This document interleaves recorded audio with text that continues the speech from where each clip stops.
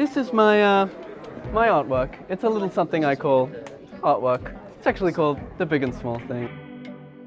My major work was based around a series of hallucinations I used to experience when I was quite young because of a condition I've got called dysmetropsia, where my eyes grow at a different rate to my body, so the nervous system creates warping of depth perception and vision in the darkness and colours and lights and all sorts of things. And I essentially created a model diorama of my bedroom and the experiences that I used to feel with lights and collaged paper around.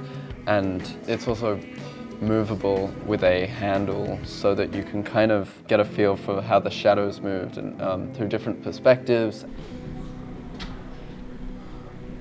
It's on rave mode at the moment.